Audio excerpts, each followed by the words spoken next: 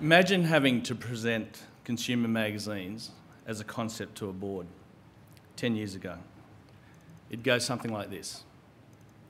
We want to launch a new medium. It's called magazines. We employ staff, writers, designers and creative people. And they write about things, whether it's celebrity, real life, TV, relationships, food, home, and on it goes. It could be a weekly or monthly or even less frequent. It'll take up to a month if you're a monthly to produce. And we'll need ideas and execution and design, etc. And we'll sell the advertising which we expect people will pay. And then we'll have to print these magazines, ink on paper, bind them and send them all around Australia, 8,000 outlets. And then we want people to come into store and pay for these magazines. And I reckon we can do at least 140 different titles and sell about 190 million copies a year, about 3.5 million a week. And if you were one of these directors,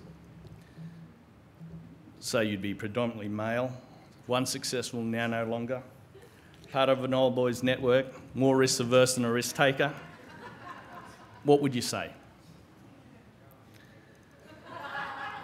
So we're here to discuss the future of magazines and what it might look like in 2020. And when you hear what I've just described, isn't the real question, why the hell are we still here?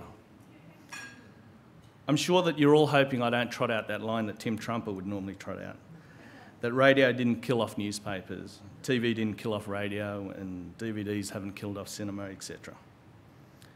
And that's not entirely true. The recent Japanese disaster is a case in point. The footage of the deadly tsunami provided some of the most terrifying and compelling viewing for some time. And yet in 1883, when Krakatoa erupted in Indonesia, I don't think many of you were around, newspapers were able to cover the eruption within 48 hours of the event. And this was a huge breakthrough. It was made possible by a new technology that was submarine cables. And the communication sped up by submarine cables made it from a week, which was normal, to several hours. And it was technology that formed a global news company by an entrepreneur called Jules Reuter, as in Reuters. And prior to this, news was basically conveyed by people, transport, using what was then traditionally by ship and obviously by land. And so much so that the news of the death of Napoleon in 1821 took about eight weeks to reach London. That's how slow it was. And part of that was communicated by pigeons. And clearly the telegraph has killed off pigeons, not probably as a communication vehicle. And indeed news broadcasting itself proves to be the most susceptible of all media functions to technology. Even the great news magazines of our time, of the world, such as Newsweek and Time, are no longer the powerhouse brands that they were in the early years. And in Australia, the Bulletin, which for many years, set the news and political agenda, is now no longer. The resilience of magazines is remarkable.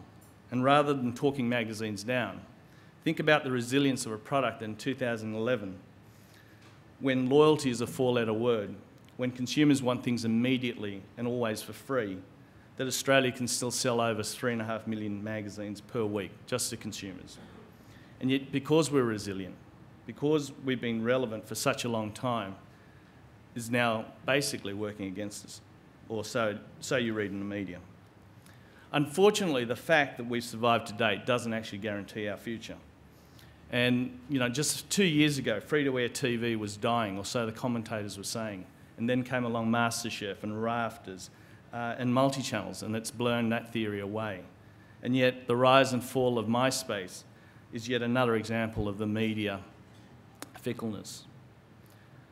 So what's so special about magazines that enables us to survive when they are so structurally challenged? Most people want the drama of saying magazines are floundering because of online, mobile, etc. And as I said, there are times and instances when technology will impact mediums. But if we in the magazine business think that structural change is impacting us, then we're equally delusional. Our secret is imagination and creativity, and our downfall will be due to our inability to deliver just that. Imagination is so powerful that it transcends technology. In recent years, we've seen the phenomenal success of Harry Potter, the Twilight series, and the Dragon Tattoo trilogy. All were books and catered for an entire spectrum of generations, young and old. Magazines entertain, they inspire and inform, and we do this in the most personal and engaging way. We're storytellers who surprise and connect with our readers. The experience should be intoxicating and compelling and well worth the cover price. Our readers become tribal, and the brands should reflect the dimensions of their own values. This is magazine at its best: creative, innovative, and amazing. A place where technology does not challenge and only enhances. At its worst, magazines are predictable, dull, patronising, and full of advertiser PR. And whatever its cover price, it's expensive. In 2020, there'll be magazines. And as before, good magazines, relevant magazines, magazines that dare to be different will not only survive, but flourish. And behind these successful magazines will be great editors, designers, writers, people who are passionate, creative, brave, driven, and who thrive on capturing the imaginations of their consumers. So I guess our future, in my opinion, the future of magazines is thankfully in our own hands. Thank you.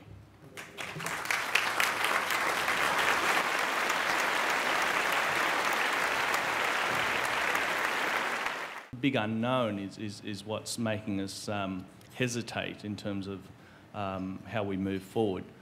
I'd like to think there are newsagents at the time. I think if we move to the subscription model that has happened in the US, I think it'll be a really poor situation for the industry. From my opinion, I think that news agencies and selling magazines at newsstand is probably our saviour. I don't think, I do believe that digital and other things are essentially better mousetraps for delivering advertising. Perhaps not connecting, perhaps not as effective, but in terms of pace to market, it has considerable advantages over magazines. As a consumer magazine publisher, we have yet to convince Nick and what he represents in terms of agencies and to a lesser extent advertisers that paid for magazines deliver a superior engagement, and I think that's been one of our real failings. In terms of platforms, I guess I look at something like Better Homes and Gardens, which in Australia I think is a standout brand in terms of its ability to deliver on various platforms, and even without the magazine, it would be a really successful TV show.